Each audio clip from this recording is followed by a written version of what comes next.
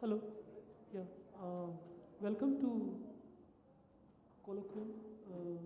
Today afternoon, our speaker is Pratik Sinha, and those of you who know about old news know that he runs this website that bursts fake news and calls out the manufacturing of consent and what goes behind the phenomenon that has started affecting the making of news also in some ways through this wonderful website called Old News. So without standing between you and the speaker, I invite Pratik to speak to us today.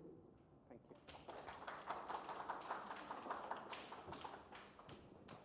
Can you guys hear me? Hello. Yeah. First of all, thank you for inviting me here, and I'm very glad to, have this audience to speak to. Briefly, Alt News. We started in the month of Feb 2017. Essentially, me and the co-founder, who works anonymously, we've been doing work on social media for a long time. You guys might have come across a page called Unofficial Subramaniam Swami. I don't know how many of you have. Yeah. So he's the co-founder. So the two of us, I used to run a page called Truth of Gujarat, and there's a website also called truthofgujarat.com, which from 2013 to 2016 used to focus on issues about Gujarat. I hail from Gujarat, so we were talking pre-2014. We were talking about a lot of issues about Gujarat model and so on and so forth. And then we also started seeing that there's an increase, even back then, a picture of, let's say, Singapore, a Singapore bus was passed off as Gujarat BRTS and things like that. So the trend of faking information had started even back then. It is not something which is new. This whole fake news phenomenon has especially gotten media attention, international media attention, because Donald Trump calling everything as fake news. But what the phenomenon that we have in India actually predates the Donald Trump era. So we noticed that there was an increasing amount of false news, misinformation, disinformation on social media via websites dedicated to the cause of fake news. And that is when we decided that we have this reach, this reach on social media. Why not utilize it and create an online portal that focuses on fake news? So that is how Alt News started in short. So how many in this room recognize this picture? So I get different reactions from different places as to how many recognize this picture based on that, as to how much news percolates in different sort of circles, including academic circles. So this picture is from Jharkhand. This happened in mid last year, where a bunch of about 7 people were lynched to death. Now, lynchings happen in India, Pakistan, Bangladesh, all these countries for a variety of reasons, and more often than not, it is religious or a small crime. We know what happened in Kerala recently, where Madhu, all he did was allegedly took away a kg of rice, and he was killed. So lynchings happen for a variety of reasons, but this is something like this has not really happened, where a WhatsApp rumor was put about on social media claiming that through a certain rural area of Jharkhand, there are certain people who are going to travel and they are going to abduct your children and take them away. Now, this WhatsApp rumor was in Hindi, and it became viral in that specific region. It will never arrive on our phones. We are living in a completely different economic, social bubble.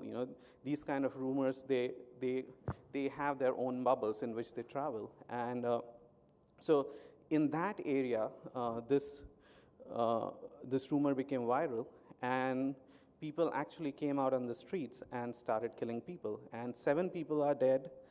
20 people are facing anywhere from a murder charge to lesser charges. But essentially, a WhatsApp rumor that killed 7 people and destroyed the lives of another 20 people. None of these were hardened criminals of any sort. So that is the impact that a WhatsApp rumor can have in countries not just in India, but in this whole Indian subcontinent, where WhatsApp rumor can actually turn lethal. And why is that happening? One big reason as to why social media has become so lethal, while internet can be enormously empowering, and it has been for multiple reasons and across the globe, but in India we also have a slightly unique situation. So according to statistics, since the arrival of Geo, etc., there's been an increased competition in all the telecom operators.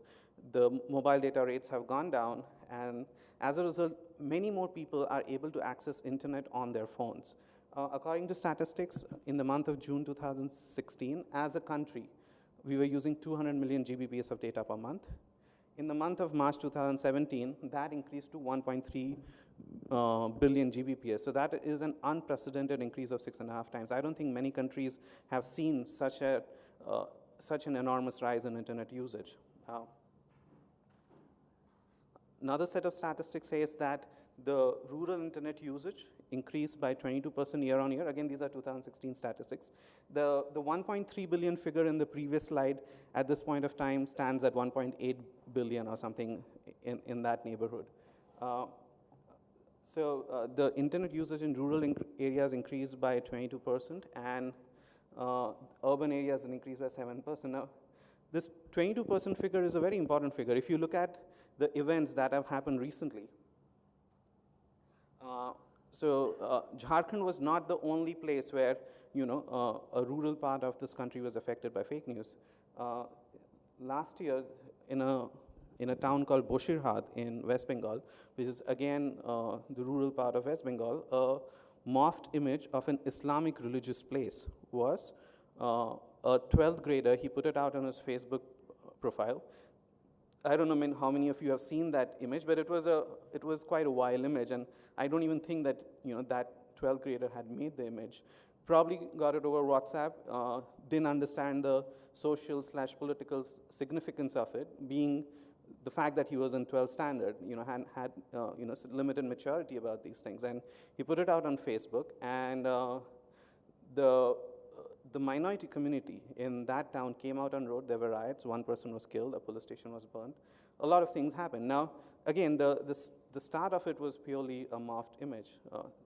Just like in Jharkhand, it was a WhatsApp message, and in Bushirat. So increasingly, what we are seeing is that in all the recent instances, that a lot of places in rural India are being affected by the issue of fake news. And one of the reasons that, we've been thinking about it for a long time, and according to me, one of the reasons is that, in large parts of rural India, all these are first-time internet users, many first-time internet users, and their window to the world of internet is a cheap smartphone.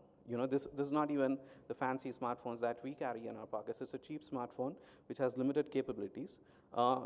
They are coming from the world of SMS, and adapting to the world of WhatsApp is not that huge a technological challenge. While going to Facebook, Twitter, etc. would be much more of a technological challenge, but adapting to the world of WhatsApp is not that much of a technological challenge. So they get onto WhatsApp, and they start getting the stream of messages, images, videos. Recently, a Muslim man was hacked to death in a place called Rajsamand in Rajasthan. He was hacked, then burned, and the whole thing was videographed and put it out on social media. A BBC Hindi team went to Rajsamand after that to sort of figure out, what is that, why is that this man, Shambulal Raigar, his name was, why is that he became so radicalized as he did? And what they found was this entire region was, Hindi mein prakop bolte hai, this entire region was under the spell of social media, essentially. That, multiple videos, cow slaughter videos, videos where it is being claimed that Hindus are killing Muslims, Muslims are killing Hindus, these kind of videos, they were constantly being bombarded. They were watching this day in and day out on their phones. Shambulal Raigar himself, whose NDTV recently did a story that even while in captivity, he's putting out certain videos, certain provocative videos, even while he's arrested.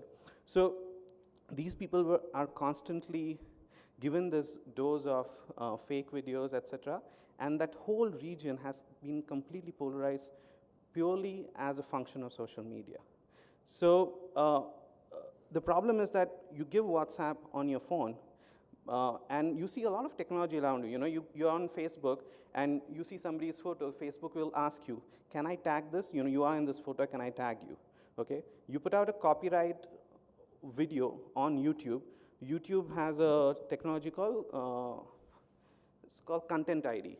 Content ID, where let's say T-Series has made a video, and I put out that video, and then YouTube will recognize that I'm violating copyright, and it'll sort of either ban me as a user or take down the video. Facebook also has similar technology. So now there are all these technologies which are around us, which can figure out, which can look at the content.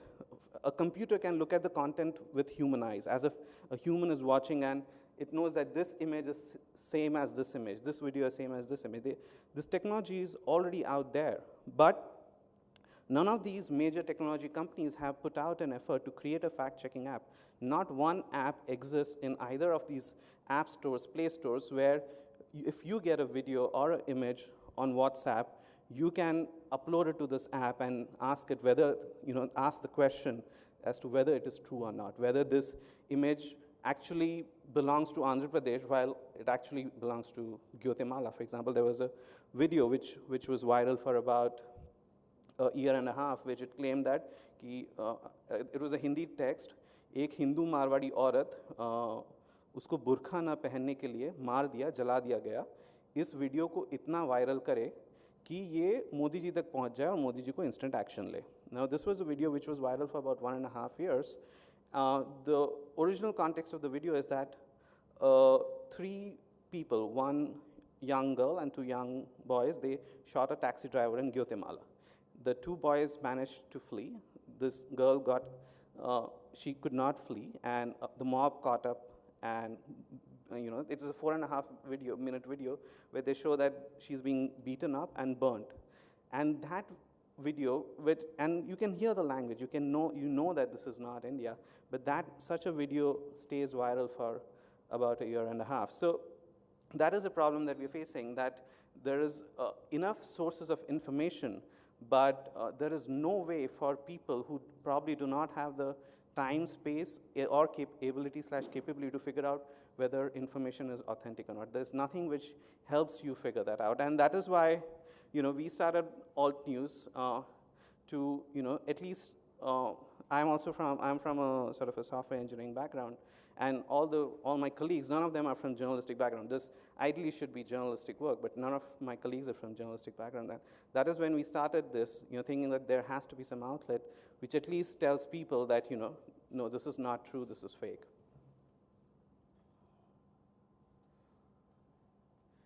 So why do people fall for fake news?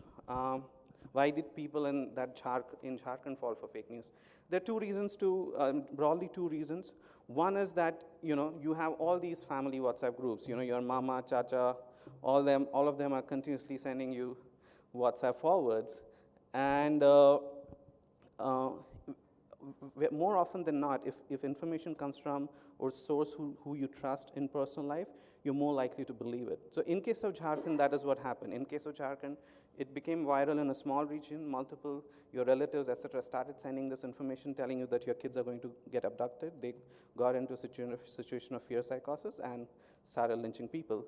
But there's also another aspect to it, which is confirmation bias. That is, let's say if you're a Congress supporter or a BJP supporter. If you're a Congress supporter, and if you're told that Mr. Modi, there's a video on social media, I don't know how many of you have seen it, but there's a video which often goes viral where he claims, he is speaking, this is a very, very old interview when he was the BJP General Secretary, and he says that, मैं सिर्फ 10 standard तक ही पढ़ा हूँ, बाकी आगे, and then the video is cut. If you actually see the entire video, you'll say that I pursued distance education. Of course, that is also under cloud now, but he does say that in the video, that he pursued distance education, he did his BA and MA. But the video is cut, and only this first 30 seconds is circulated. And I have seen that going viral, being shared thousands and thousands of times on social media. So now that is an example of confirmation bias, that anything which would go against, here this is not a judgment on the Prime Minister's character or anything.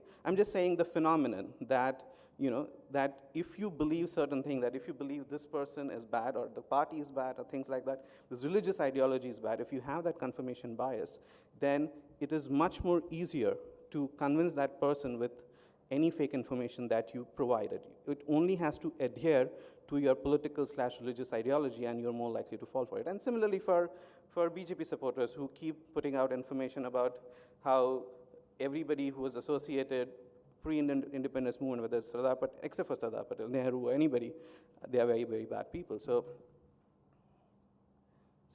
for example, how many of you have seen this image? All of you, okay.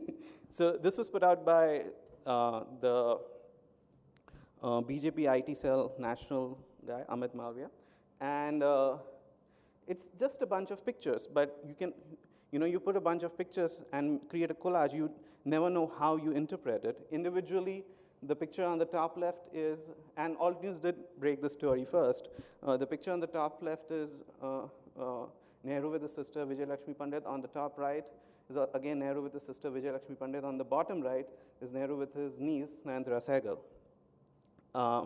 And in the middle, it's Mrinalini Sarabhai after a dance program where Mr. Nehru is congratulating her. And then he's smoking. For some reason, that's bad.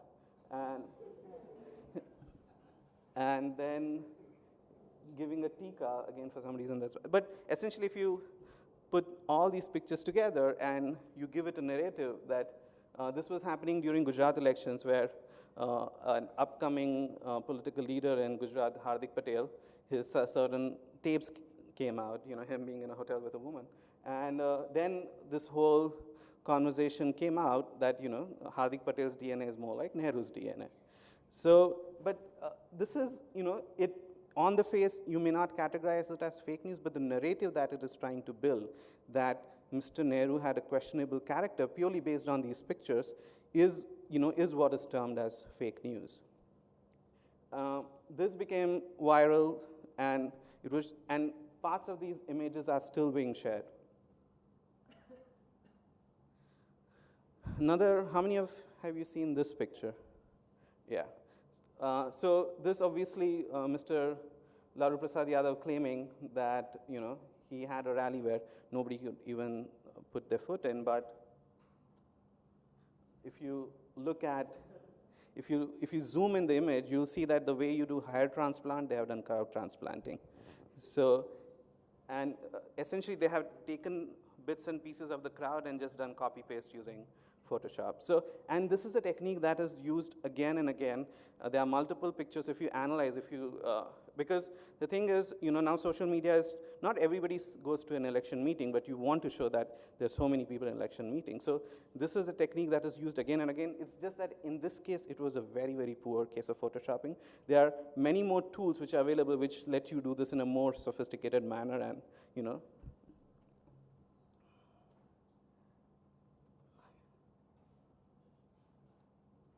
Again, this picture on the left goes viral every few months. It's actually the picture on the right. So these are just, why I was talking about confirmation bias is that, the picture on the left, it keeps going viral because people actually, you say anything against Gandhi to a particular section of people who represent a particular political ideology, they'll believe anything. And you say a good thing about Godse, they'll believe that too. Of course, it's not limited to one particular political ideology. The picture on the left tries to show that Mr. Modi is with Hafiz Saeed. Now, if something like that would have happened, it would have been in international newspapers all across the country. These are very, very simple examples of fake news. Something to this this audience, it might be glaringly fake, but these are the things that go crazily viral. Something which is on your face fake, but it goes crazily viral. The picture on the left is actually with the ex-Pakistan PM. The picture on the right, where it seems that a senior police officer is touching Rajnath Singh's feet, is from a movie. It's from a movie clip. It's from a movie clip which was photoshopped to do so. So,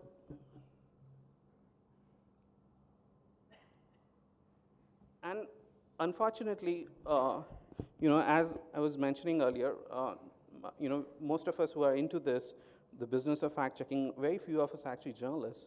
And it is the job of the journalist which is supposed to do this.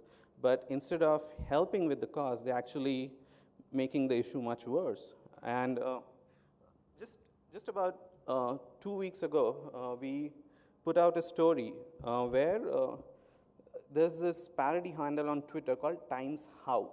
Okay, not Times Now, Times How. It sounds like the original handle, but it's a parody handle. So Times How put out a tweet claiming that a certain Muslim cleric said that everybody must have heard of Priya Prakash Warrior in this room, right? So Times How put out a tweet claiming that when this Muslim cleric, when he does namaz and when he closes his eyes, he sees Priya Prakash Warrior, and which is why the video should be banned, which is why there should be a police case on that film. Something which is so glaringly funny and fake, Aaj Tak, in their primetime show, the anchor started saying the lead introduction to the show was the content of this tweet. I don't have that as part of a slide, but we have that story up on Alt News. And Anjana Kashyap was the anchor, and Anjana Kashyap also put it out on her Twitter profile, the same thing, that a Muslim cleric has said so and so. So that is how, a mainstream media is also becoming a part of the problem. Now, again, this is a very simple example, not something which is life-threatening. When Mr. Cohen became the president, multiple media organizations put out tweets claiming that, he got 3.27 Twitter followers on day one, 3.25 within minutes, and 3.25 in 1 hour. So different media organizations just changing the story slightly and putting it out, okay? The fact of the matter is that the outgoing president already had these 3.3 million followers, and the incoming president was just inheriting. Now, something as simple as that, why is that these media organizations with hundreds and hundreds of employees, how do they fall for rumors which are so elementary? It's an example which you might think is, yeah, it is not life-threatening, but it shows the lack of that fact-checking layer in media organizations, where something as elementary as this can go out on social media without even a fact check. Now, this one is not that elementary, and it is actually very serious. India Today put out a tweet, and this happened in Karnataka. A boy called Paresh Mehta in northern Karnataka, he was fished out of a lake, and the BJP MLA, Shobha, I think her name is, she put out a tweet claiming that Paresh Mehta was boiled, boiling oil was poured on his. The exact contents of the tweet was put out by a BJP MLA. Now, what India Today does this is that puts out the same content and says, live with Shivarur. During the broadcast of the program, and they ran multiple programs on this issue, they put out similar content again, murder with boiling oil, will killers be nabbed? Now, the police here, they sent a request, the postmortem was taking a while, so they sent a questionnaire, based on all the social media rumors, they sent a questionnaire to the team who was doing the postmortem, and they got back and they said that, none of this is true, not a single claim was true. Now, this is much more dangerous because this is a time when a certain region in this country is, going through a riotous situation. They are boiling tempers and things like that. And if you look at the number of retweets, 3,500 retweets. 3,500 retweets, what essentially means is that, at least many of them have taken screenshots. They have gone on to various Facebook pages of all these political parties claiming that this has happened. And when it comes from India Today, when it comes with the blue tick mark, it has a stamp of validity. And when this information goes out, it is treated as actual information, while these were just false claims by a BJP MLA. So that is where, that is where mainstream media is also adding to the problem, that they have completely abdicated their responsibility in a lot of cases as far as fact-checking is concerned, and they are plainly echoing whatever is going on social media, or whatever political representatives are saying. If you look at the way New York Times, etc., are working, New York Times has a gigantic article about claims by Donald Trump, where they are every single claim, every single day that Donald Trump has put out, they have fact-checked those claims, and they have told you whether it is true or not. And in a lot of cases, surprise, surprise, they are false. So, but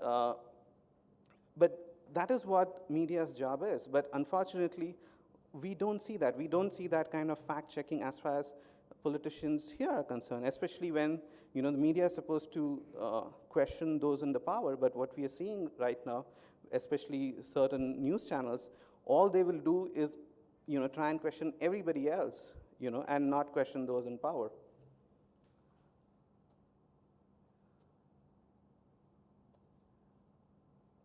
So at Alt News, we use certain basic methods to do verification. One of the, a lot of the rumors, and they are usually that target the minorities, claims that, some statue somewhere has been beheaded by Muslims, Muslims fed bomb to cow. The most recent being, in Gurgaon, a school bus was attacked during the Karni Sena protest, and 5 random Muslim names were put out claiming that, these were the ones who have been arrested for the crime. So surprisingly, when we have approached the police and when we have spoken to them, they have been more than helpful in trying to dispel these rumors.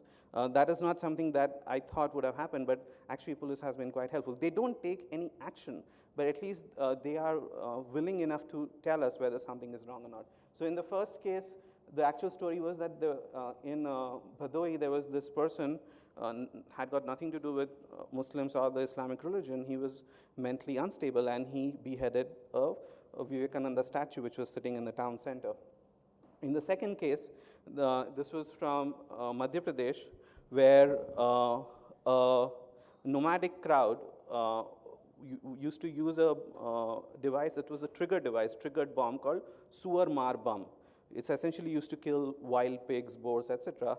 They had moved on. The nomadic settlement had moved on, but one of these trigger devices was left behind, and a cow was grazing in that area and happened to chew on the trigger device. And there was a video out on social media which showed a cow with a blown-up jaw. In the third case, we spoke to the Gurgaon police, and they said that not a single name in the entire list of arrests is of a Muslim name. So, yeah, so that is one of the things that we do, and it is something that many people hear, because people have social, police have Twitter accounts all over the place, and they're often happy enough to, so it's good to, it's a good practice to tag them on Twitter and ask them whether this is true or not, because most of them are quite proactive. Another thing that we do is we fact-check politicians while they are giving speeches. There are very, very simple techniques, again, which is why I'm surprised, not why more media organizations don't do that. For example, in one of the speeches, Mr. Modi claimed that they started direct benefit transfer scheme, while a simple Google search would tell you that it actually started in 2013 and not under the present NDA regime. He also recently claimed that, that Indian passport has an improved strength, while that is not the case. The number of places where India can go Indians can go without a visa, there's no dramatic change in that number. Or, so things like that. And all of this is there in official documents. So the one easy technique that we use to find things is, this, pib.nic.in is where all official announcements are made. Now, typically when you want to search on the internet, you don't want to search blindly. You just don't want to put a Google search, put a query in Google and go about it. It's good to know where information comes from. So for example, if you know that pib.nic.in is where all the announcements are made, so in Google, if you put a site colon operator in front of the website, in front of any domain, it will only search within that domain. Okay? So let's say if you say site:.pib.nic.in, and if you say direct benefit transfer scheme, you will see that there is an announcement in 2013 where it says that, so much usage, DBT is already being used for LPG, and there are so many users, etc. So a lot of political fact checks are as simple as knowing where the information is coming from and using certain Google operators. I have done certain trainings in certain colleges where I have shown exactly how to use just simple Google search. You just need to know the bells and whistles. There are many more specific operators that can be used in Google and Twitter to find information really fast. That is essentially the aim, that so a politician is making a claim and you're fact checking it in real time, and that is where you need to know these bells and whistles. Another thing that we use very often is Google reverse image search. I spoke about how technological companies have not done more to help create a fact check app. Now, typically when you get a fake video, what you can do is you can splice the video into individual images and go to images.google.com, do a reverse image search, and try and figure out where the video originated from. Now that is something that can be automated and hasn't been automated. So yeah, this is how you do a reverse image search. You basically click on the camera icon, you upload an image, and then you use a time filter. The Google gives you a time filter to sort of go back in time and figure out where a video or image originally came out from. And that is how you figure out, where information is coming from. These things are, these things are very simple to do. It needs a little bit of experience, but a lot of people, if they invest the time in it, they can do it, at an individual level. It doesn't need organizations to do this. This is something that can be done individually. And you see, another thing that we do a lot of, we've started to do a lot of scientific fact check. For example, this is BGR34 and IME9. These are drugs which are being promoted by Ayush Ministry. They have a stamp of Ayush Ministry, and they're promoted for diabetes. Now, we spoke to multiple experts who are in this region, and we figured out, that this is not the case, and we essentially put out a story. A lot of times, subject matter experts have approached us in terms of, so for example, Times Now put out a veterinary procedure where a cow is rolled on a plank. Where if there's a uterus, it's a procedure called uterine torsion, where a pregnant cow, the uterus dislocates, and then it's rolled on a plank to sort of set the uterus in the right position. Now, Times Now put that out as a cow slaughter video, as an atrocity during cow slaughter video, a veterinary procedure. So in many cases, what happens is that these subject matter experts contact us, and then we put out stories.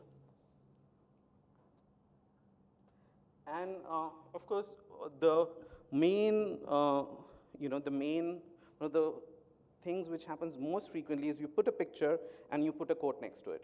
You put a picture and put a quote next to it. So then what we do is basically we speak to these people. For example, a Nana Patekar quote one day. Today there's a quote about Raghuram Rajan which is viral currently at this point of time as we are speaking, which says that I spoke to Chidambaram and somebody else multiple times and they did not hear me out, and now they're blaming for PMB scam. Something to that effect. That's a quote which is viral right now. So, basically reach out to these people and, whether they have spoken such a things or not. And if you know that these are people who are newsmakers, then just look for, whether they have said anything like that on the public forum or not. So these are the various simple techniques that we use for fact checking. I think that's it.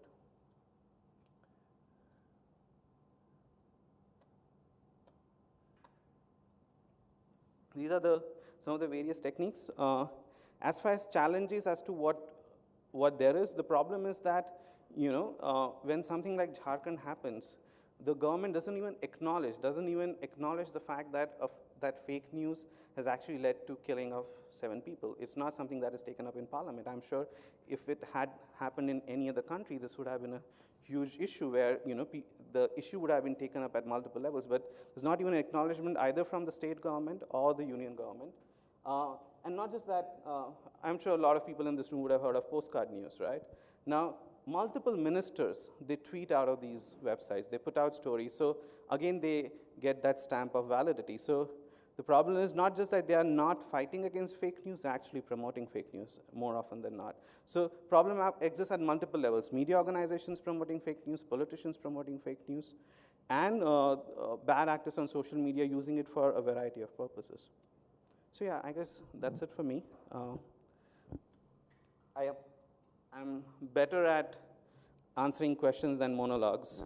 So if we want to do Jan Ki Baat instead of Man Ki Baat, we could do that now.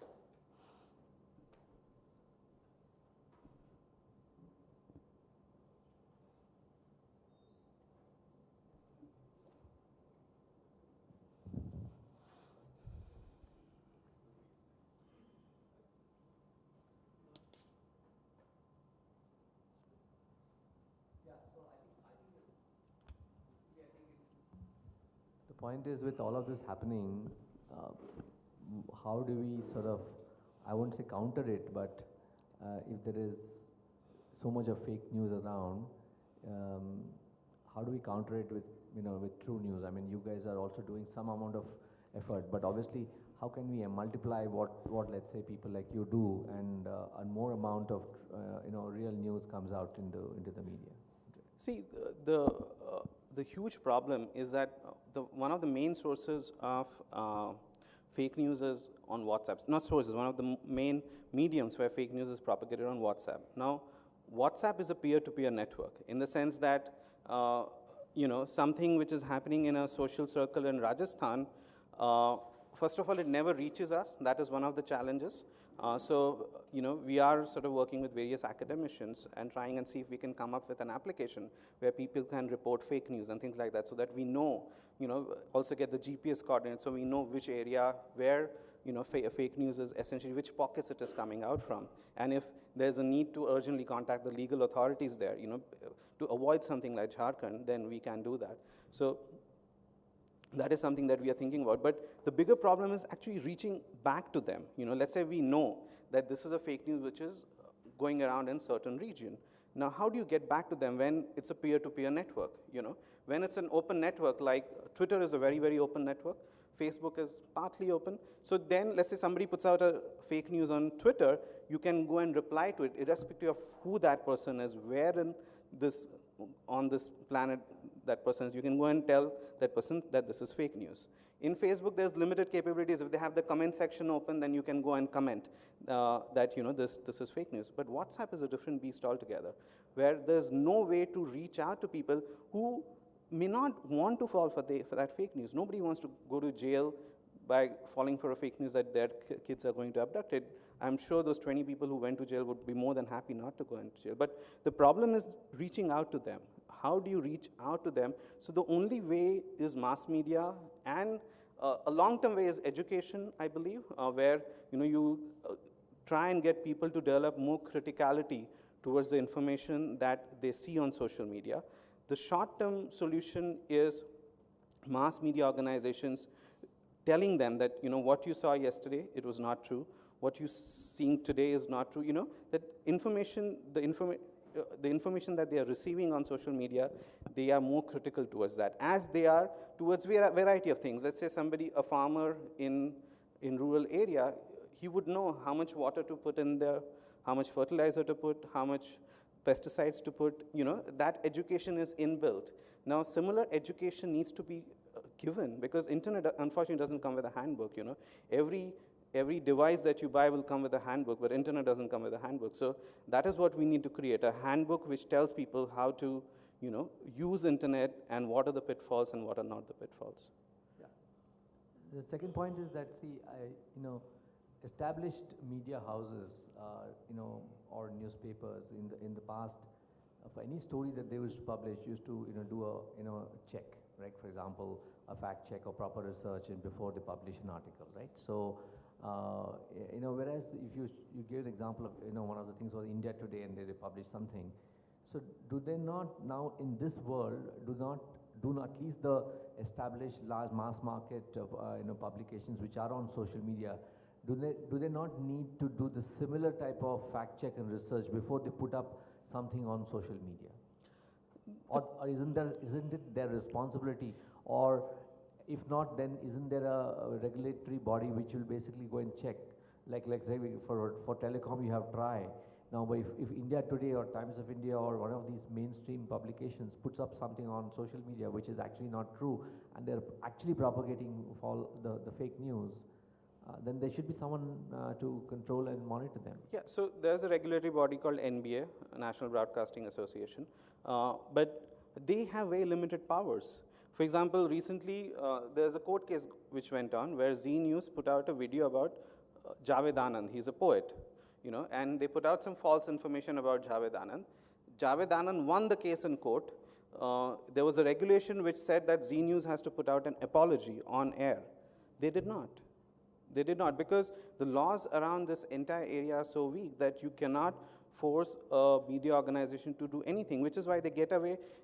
The max they have, if they have, what the max they'll do is they'll give an apology on the 16th page. They'll put a front page news, and on the 16th page, in the smallest of column, they say that we made a mistake yesterday on the front page.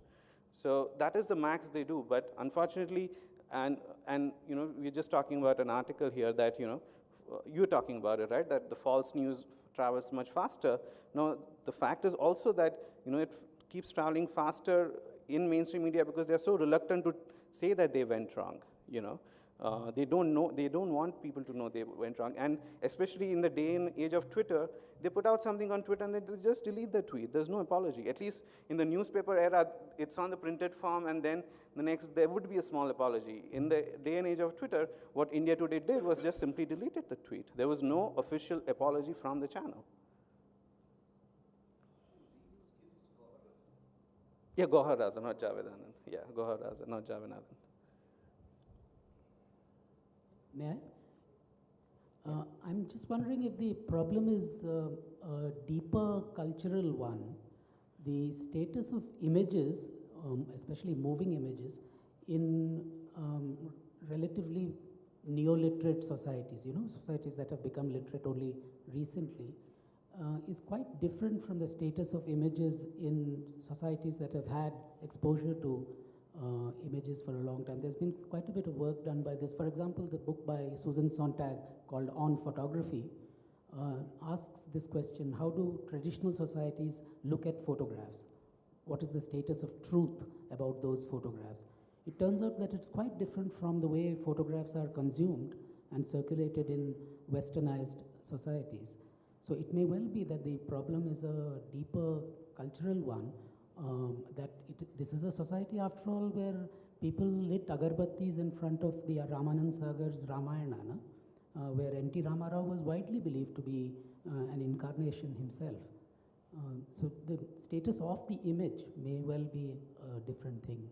I know it doesn't offer a solution. I'm just saying. Yeah. I'm not, I don't have the expertise to speak on the cultural angle to it. It could be the case because at least we don't see so much. There is fake news. There are actually websites, even in the US, there are websites like Breitbart, etc., which are putting out fake news just like they are, postcard news, etc. India, and they have the same business model, that is to make money. We often think that it is purely a function of ideology, but it is not. There are fake news websites and young kids who are making a lot of money. Very interesting example was that once there was a trend called I support Rohit Sardana, and it was claimed that Rohit Sardana had gotten some 150 fatwas. Then in the evening, Rohit Sardana comes out and says that no, there have been no fatwas. And then we traced where that came from. It came from an unknown website. I forget the name of the website, but we put out the story.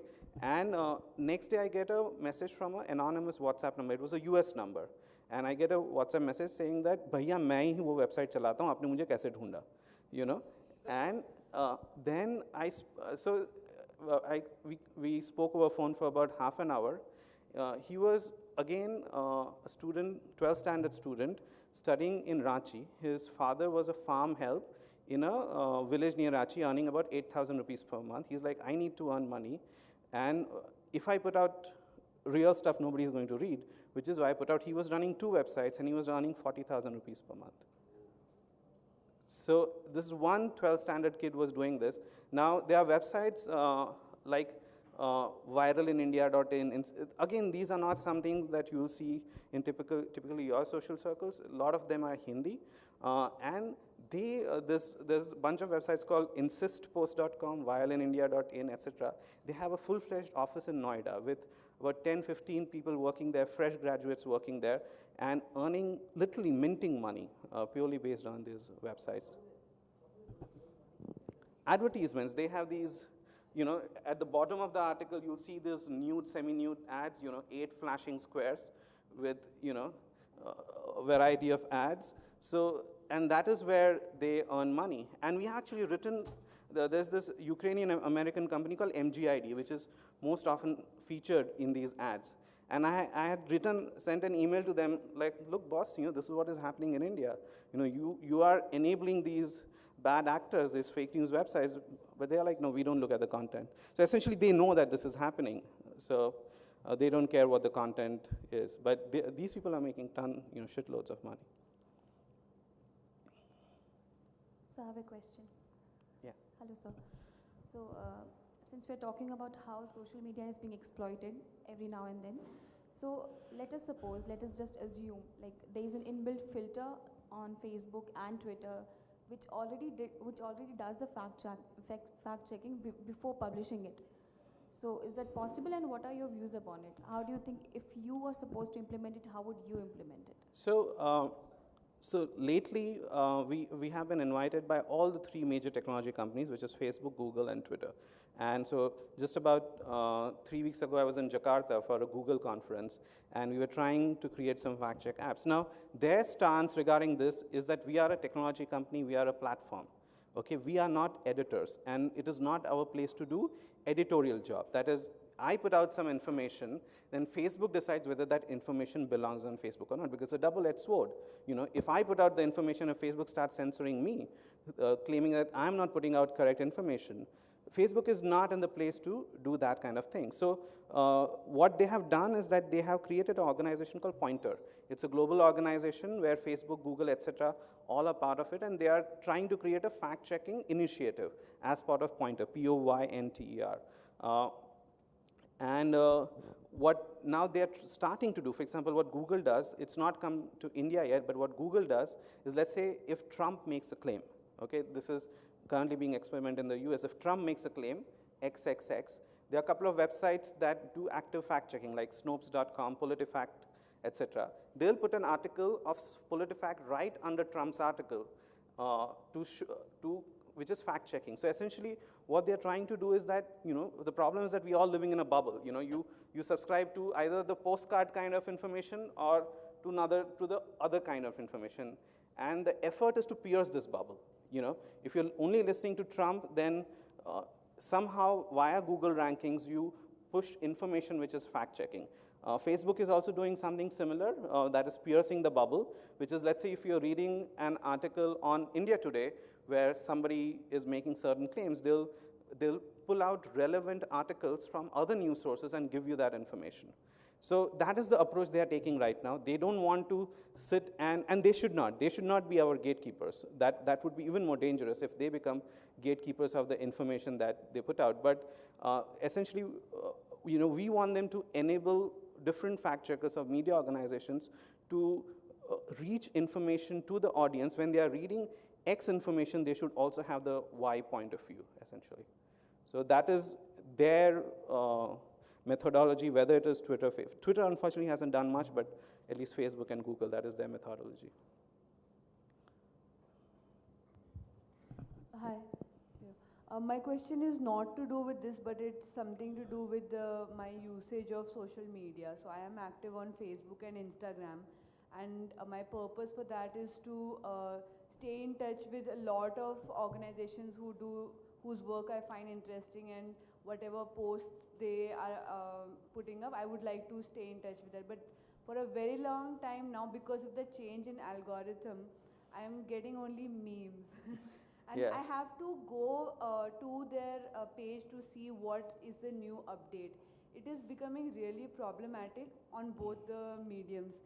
So could you talk a little bit about that, why this was done, if you know, and if there, because I heard somewhere that they were going to change this algorithm also, but yeah, so that change happened sometime in December 2017, Jan 2018, and we are facing the same problem because our traffic statistics have gone down in alt news, because not as many people who used to see alt news on the timeline, not so many are seeing it anymore. And again, I was in a meeting with Facebook about 2 weeks ago in Delhi, and their side of the story is that they want more people-to-people interaction to come out.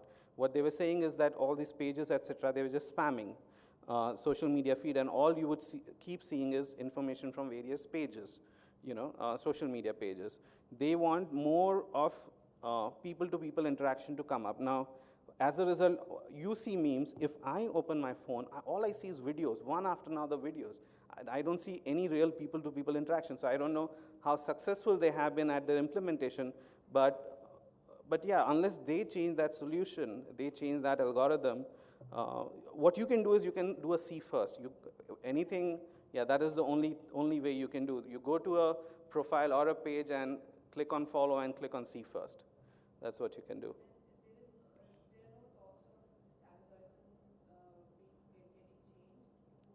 These platforms, they keep changing their algorithm. They keep getting feedback. So it is only when they do a major change that they announce it. But then small fixes keep going on in the background. So I'm sure they are doing it.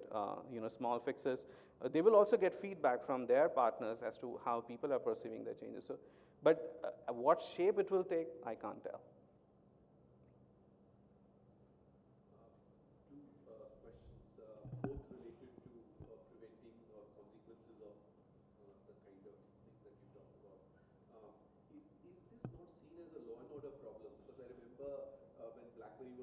There was this big hue and cry that we should be able to see your emails. What if you do something illegal or spread rumors or whatever?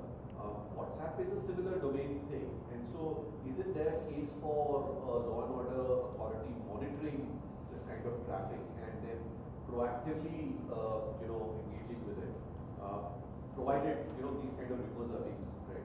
And the second is, what are the consequences? Because you talked about news media cannot do.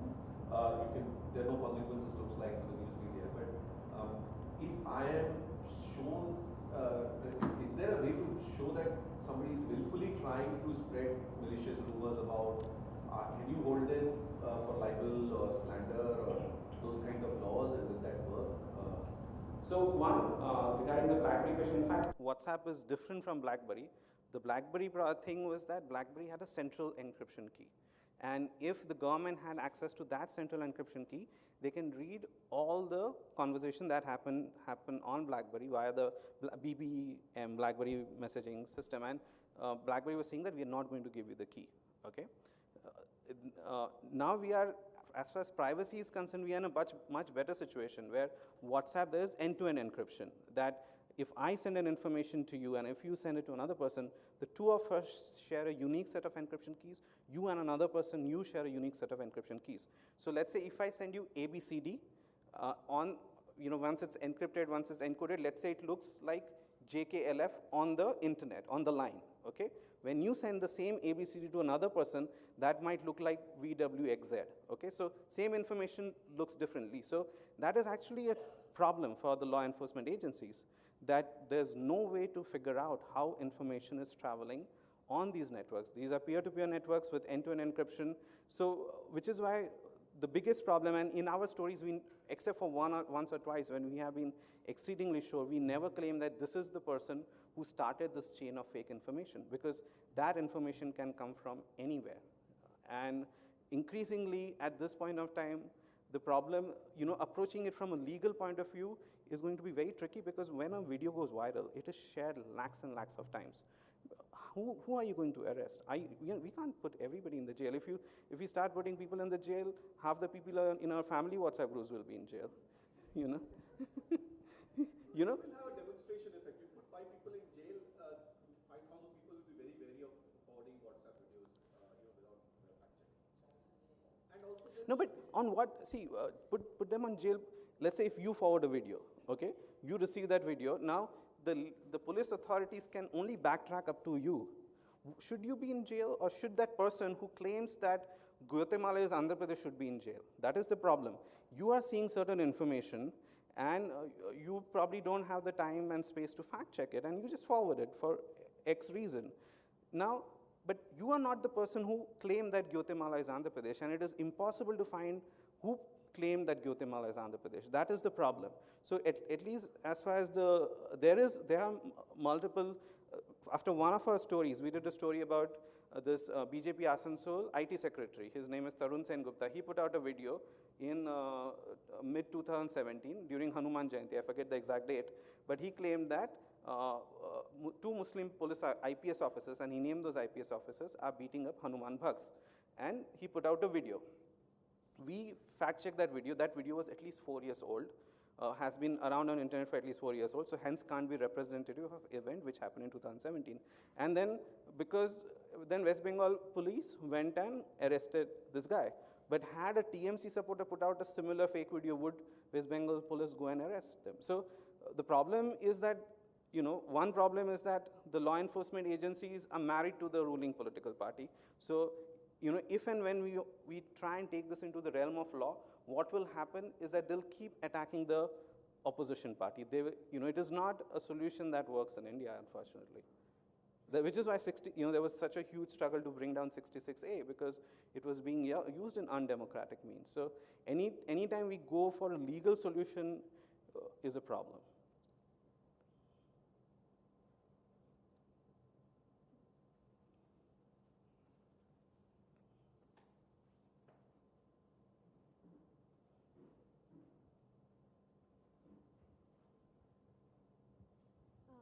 Hello, sir.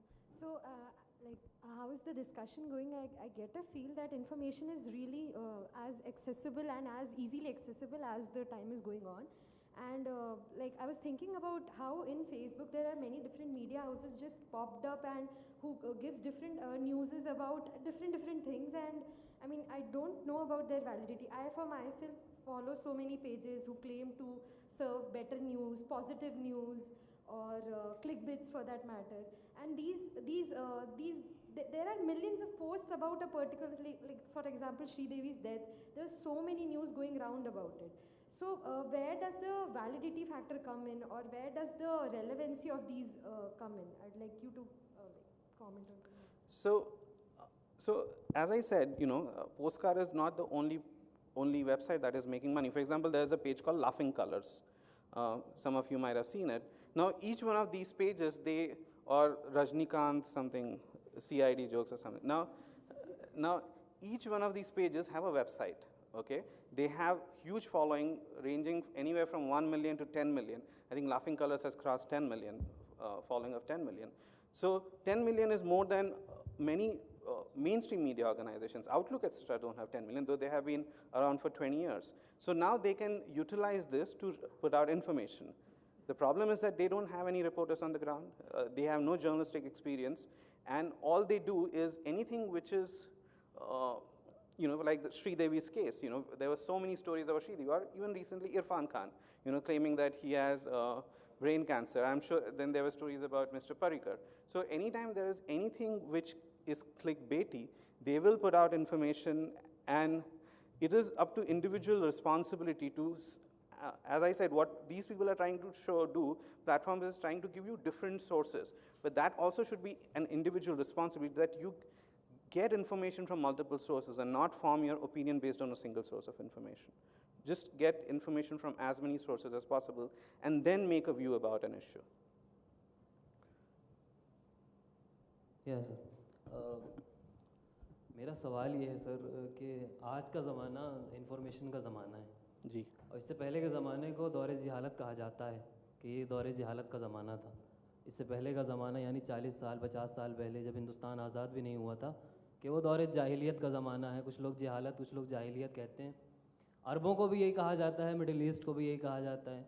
बहरहाल मेरा सवाल ये है कि आज का ज़माना जो इंफॉर्मेशन का ज़माना है, इंटेलिजेंस का ज़माना है, इस ज़माने में हम लोग तो समझ जाएंगे, जो स्टूडेंट्स हैं, जो पढ़ रहे हैं, जहाँ आप सेशंस करते हैं, या जिन लोगों को ये एक्सेसिबिलिटी है इन सब चीज़ों के लिए, रिसोर्सेज के लिए, लेकिन उन लोगों को कैसे समझाया जाए जो एक माशरे का बहुत बड़ा तबका है, बहुत बड़ा सोसाइटी का बहुत बड़ा फेज़ हैं, उनको किस तरीके से समझाया जाए कि ये धर्म के नाम पे, दीन के नाम पे, इस्लाम के नाम पे, हिंदुइज़्म के नाम पे ये जो न्यूज़ हैं ये कहीं ना कहीं गलत हैं, ये सही नहीं है। हालांकि उसमें एक लाइन और ऐड होती है कि अगर तुमने ये शेयर नहीं किया तो अल्लाह आज रात को शायद तुम्हारे माँ बाप को उठा लेगा या तुम्हें उठा लेगा, ये मिलेगा वो मिलेगा, और प्यारे नबी तुम्हारी ख्वाब में आएंगे। बीइंग अ मुस्लिम, मैं ये बिल्कुल फैक्चुअल बात है, हिंदुइज्म में कहा जाता है कि माँ दुर्गा आएंगी और ये हो जाएगा और वो हो जाएगा। I am having friends. तो सर उनके लिए क्या रास्ता है, हम लोग उनके लिए क्या कर सकते हैं, what is the way out? और दूसरा सवाल मेरा ये है जनाब कि what is the role of registrar of news in India? What is the role of the registrar office? Who can control and who can intervene in this matter?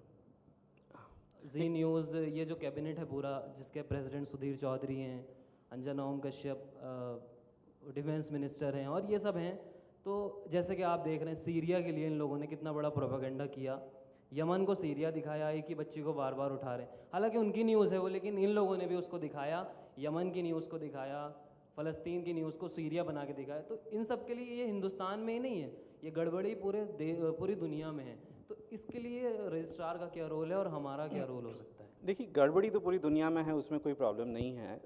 India का थोड़ा एक अलग सा सिचुएशन है कि अभी कॉन्फ्लिक्ट एरियाज़ की बात नहीं करें, सीरिया एक्सेट्रा तो बिल्कुल अलग ही जगह हो जा रही है, जहाँ हाँ अभी हम लोगों ने कल ही एक आर्टिकल डाला है कि कैसे सीरिया गलत फेक इमेजेस सीरियन कॉन्फ्लिक्ट में यूज़ कर, कल ही हम लोगों ने ऑल न्यूज़ पे एक आर्टिकल डाला है। बट प्रॉब्लम इंडिया में थोड़ी अलग है। ऐसा नहीं है कि लोग फेक इन्फॉर्मेशन नहीं कंज्यूम करेंगे, वो तो करते ही रहेंगे, करते आ रहे हैं, ऐसा ये कोई नया फिनोमेनन नहीं है।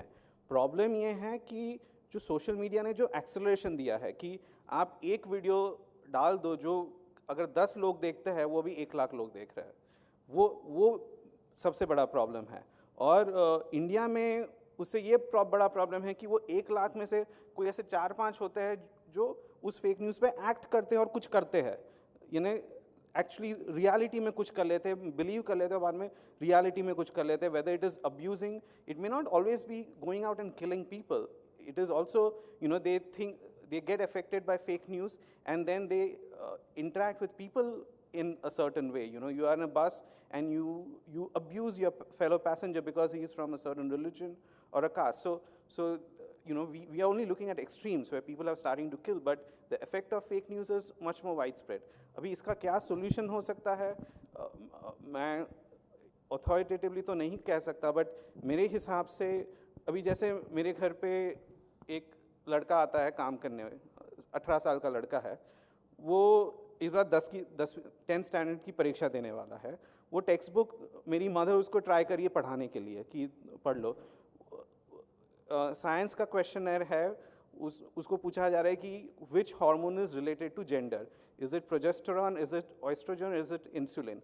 ना उसको ये नहीं पता कि प्रोजेस्टेरॉन क्या होता है, उसको ये नहीं पता कि ऑयस्ट्रोजन क्या होता है, उसको ये नहीं पता कि इंसुलिन क्या होता है, तो कहाँ से जवाब देगा? वो यही गोखेगा कि insulin is not related to gender, वो जाके एग्जाम में लिख देगा। तो a lot of these things at some point of time have to be handled at the education level. BBC Italy में, फ्रांस में, BBC themselves are now creating information programs so that school children can be taught how to deal with this information. At any point in time, if there is a new phenomenon in the society, there has to be educational material which has to be developed around it so that people can be informed. That is, you cannot expect a person who already has a certain bias. अगर आप छठी मान लो 10वीं कक्षा में आपको WhatsApp दे दिया गया और आप बाकी आपकी पूरी जवानी के दिन आपने इसमें ही बता दिया है देखने में कि हिंदू मुस्लिम को मारा है, मुस्लिम हिंदू को मारा है, एक दिन सडनली जाके ट्रांसफॉर्मेशन नहीं होने वाला. It has to be through a long, and I think this is part of the nation building. It cannot be looked at independently. This issue is fake news is an issue of a much larger malaise, according to me.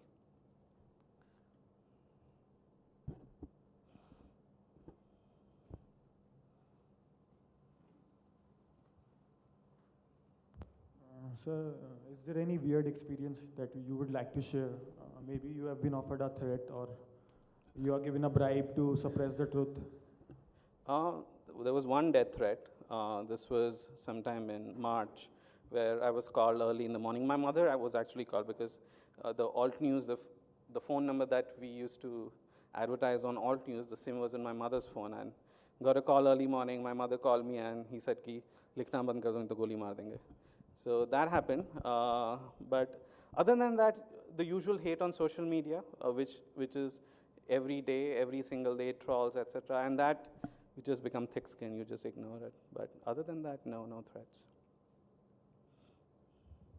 Hello sir, recently I have seen a post on Facebook that Ravish Kumar official pages that he have written that trawlers take their photos of Ravish Kumar when he recently attended Barkha Dutt, Ravish and Barkha. Yeah, so sir, this is things, sir, I'm not understanding. Is the political parties are supporting these kinds of group or ideologies people enhance this so that because the 2014 से जब कुछ हुआ है जो मतलब BJP आई है तब से कुछ ये ज़्यादा चीज़ें बढ़ गई हैं, पहले नहीं थी ऐसा। आप तो वो भी रीजन दिए हैं, तो अभी मैं देख रहा हूँ फिर भी चल रहा है, फिल्टरिंग नहीं हो पा रही। और नहीं, देखिए ऐसा नहीं है, सब कुछ जो भी फैलता है सोशल मीडिया पे ऐसा नहीं कि पॉलिटिकल पार्टी करवा रही है. There are a lot of motivated people, motivated by ideology. You know, they follow a certain ideology and they think that Ravish Kumar, again, this is not, you know, I personally am very fond of him, but you know, they think that he's, you know, what he's doing is anti-national, quote unquote, and things like that. So they will do these things, you know, these things, taking screenshots, taking pictures, using it in ways which are not appropriate, is done at an individual level as well. It is not necessary that always there's a call from up there and, you know, saying कि इसको attack करो, इसको, वो भी होता होगा, वैसा नहीं बोल रहा हूँ, but ज़रूरी नहीं है कि वही हो रहा है. What was the second part of your question?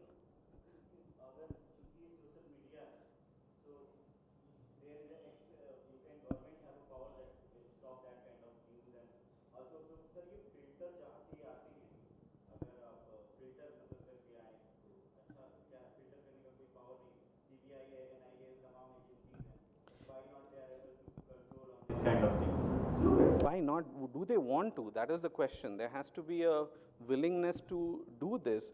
For example, hasn't Postcard News put out enough number of fake stories that something has to be done about it? But what do you see? You know, they are all sharing Postcard News stories. So it is not just a question of whether they can or not, whether there's a willingness or not to do anything about that issue. That is a much bigger problem at this point in time. And the thing is that if one set of people set the narrative, another set, they will follow that narrative. And it is happening. अभी Gujarat election में क्या हुआ कि पहला एक letter आता है जो आता है कांग्रेस लेटर हेड पे विद कांग्रेस प्रेसिडेंट भरत सोलंकी का साइन, कुछ नंबर्स देते हैं कि ये इंटरनल नंबर्स है कि हम लोग गुजरात में हार रहे हैं और you know, let's quit the race essentially. पहला ये लेटर आता है कांग्रेस लेटर हेड पे. दूसरे दिन वो नंबर को उलट दिया जाता है और बीजेपी लेटर हेड पे सेम इन्फॉर्मेशन आता है विद बीजेपी प्रेसिडेंट साइन. तो द थिंग इज कि आप ये सोच रहे हो कि ये एक पॉलिटिकल पार्टी कर रही है, but the people who are in power they will always use these mechanisms to mislead people. So ऐसा नहीं है कि बीजेपी चली गई और कांग्रेस आ गई तो कोई फेक न्यूज़ चले जाने वाला है. Anybody who's in position of power knows that there is a way to create their narrative, create their propaganda, will do so. That is my reading. Hello. What is the role of political consultancies in promoting this kind of news in social media? I don't know if I want to call them political consultancies, but as I said, there are proper offices, proper establishments which are doing it. Now, you could call them political consultancy or you can do whatever, but if your question is that if it is being done in an organized manner, the answer is yes. It is being done in an organized manner.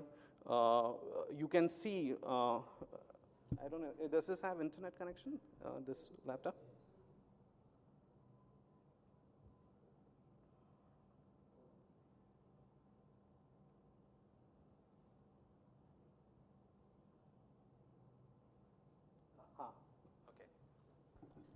So there's a website.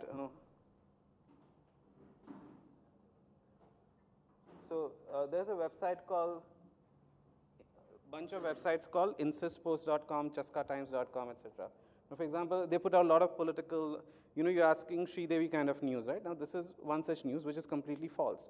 It says, cinema जगत की इस मशहूर अभिनेत्री ने खुद कबूला कि उसने अपनी वर्जिनिटी खो दी थी, वो भी अपने ही पिता के साथ. Okay?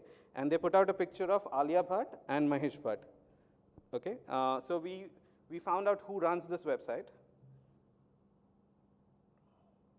So they had put out more such pictures of Alia Bhatt, and these posts get, again, shared tens and thousands of times. You asked how, so somebody asked how do they make money? These are the kind of ads you see at the bottom of every post, okay? And that is how they make money. When you click on these ads, they get some amount of dollars. And at one point in time, this insistpost.com, if you look at the traffic statistics, First Post, which is a proper website, of the Reliance group, InsistPost at one point in time had more traffic than firstpost.com. Look at and I'll show you, and I'll explain why this steep increase in the curve and how they generate traffic. So we found out that this guy, his name is Ankit Kumar. He runs the website. Now, this is Ankit Kumar. These two people run the website. This guy is Ankit Kumar. His name is some Raghuveer something. This guy is Ankit Kumar. He on the left is Ankit Kumar, on the rightmost is Amit Malviya. So, and when I was telling they have offices, this is a L-shaped office in Noida. I have more pictures, but it shows faces, so I haven't put up those pictures. But this is like a L-shaped office in Noida, where 15 to 20 new graduates, they probably come out of some Chota-Mota journalism college in that NCR region, and they are working here creating content every day. These are content producing machines, essentially. And why the sudden increase in traffic? What they do, so they run multiple pages like this, Hot Desi Girl, I Love Indian Army. If you see an I Love Indian Army page, all these pages, more often than not, they are run by all these fake news websites. Because that is the way to get genuine following. You put out a picture of a person of Indian Army going through certain hardship or has been martyred or things like that, you will get tens and thousands of likes on those pictures, and your page following will increase, and it is genuine following. You don't have to pay Facebook for this. And you create these multiple pages, have enormous amount of reach, and then you start a website, and that is when you see that kind of traffic curve that you saw. They go from 0 to something in no time. Now, after we did expose them, they stopped posting as insistpost.com. They started posting as insistpost.co. So if you look at their traffic web statistics now,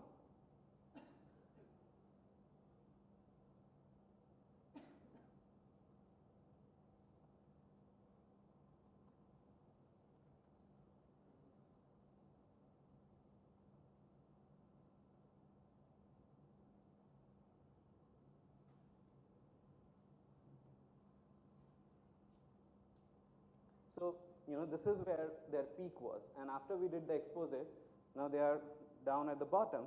But because they control all these Facebook pages, what they do is they immediately shift to a new domain.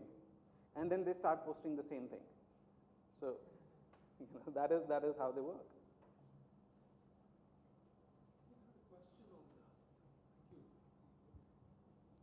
What's important is just how is the your method of work, considering that you're faced with so much. How do you work in terms of how do you take this on? How do you prioritize what you take on? And considering the quantum of time that you need to deal with them individually, is there a way in which you proceed? So priority one, anything that a politician says is priority number one. Anything that a mainstream media organization says is priority number two. Any video which we think is going to affect the social fabric of the country, any video, imagery, or text which we think is fake and is going to affect the social fabric of the, and now we have a gut feeling what is going to go viral, what is not going to go viral. So that is priority number three. And then anything else is priority after that. We have done, as I said, we have done health, etc. But that, for example, we did a story about how a tablet called P500 paracetamol, people were claiming that there's machupo virus in it. Now, those who know that a virus needs a host to survive. They can't survive on an inanimate object like a tablet. They need a host to survive. But again, these kind of things, that post had been, the claim on Facebook had been shared 3 lakh times that P500 paracetamol tablet has a machupo virus. So then we do all those things. But the first 3 are the main categories that we deal with. And how do you access them? So as in how do we figure out that such and such fake news is out on social media? Is that your question? So we get tagged multiple times on Twitter. People keep asking us, is this true, is this true? On Facebook also, we keep getting tagged, is this true, is this true? We have a email address, contact@altnews.in. We get a contact page on our website. A lot of people write to us asking us, telling us that this information is viral, etc., etc. So that, and we obviously actively monitor social media. We have elaborate Twitter lists where we monitor, politicians of all hue. We monitor media organizations and things like that. But no WhatsApp. You can't monitor. If I'm willing to be your kind of eyes and ears, would I be able to download an app? And whatever forwards I get from my chacha and mama, forwarded to you by saying, please fact check. That is exactly what we want to create. So that is, as I said, we are speaking to certain academicians. Yeah. So last week I spoke to a couple of people in Berkeley University who are willing to help, because we also need some grants, etc. for this. And then there's another professor in IIIT Delhi, spoke to them, another professor in King's College London. So we are speaking to people and trying to at least get the academicians in, because it also needs an academic angle to it. It can't just be done in a journalistic way. And unfortunately, the technology companies themselves won't invest in such an effort. So we need somebody else who can invest their time and effort and who have the technology. I'm a software engineer, but I don't have the time to sit and code anymore. I could do that, but I don't have the time to do that. So which is why I'm trying to speak to multiple people so that they can invest their effort in such a thing. But that is the aim, to create an app where you get a video on Facebook and you long press on it, it shows the share option, you share it and you share it to this app with whatever accompanying text you have, and which gets uploaded to a central server. And then eventually we want to build the technology, because what happens is that, let's say a same video is viral, and people start uploading the same video. Now technology lets us, the same technology that I was talking about, like content ID that YouTube does, which helps you figure out that X video, Y video, Z video is actually one video. So that when we sit and fact check, we are not looking at 10,000 specimens, but those 10,000 specimens have been reduced to 10 specimens, essentially. And so right now there is no WhatsApp forward kind of an option for we don't, we have a WhatsApp number, but we're not monitoring it continuously because we just don't have the strength to do it. But it comes to us in other forms, the same WhatsApp things. I keep, every time I open my Facebook Messenger, there are 15 messages, so it comes to me in other forms.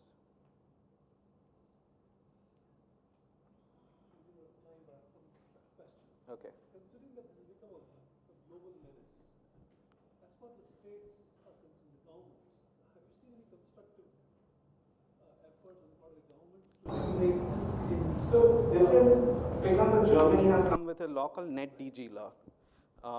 But I'm very circumspect of something like that in India. That law says that once one of these technology companies informed that such information is untrue, they are given, depending on the severity of misinformation, they are given either 24 hours or 72 hours to take down that information.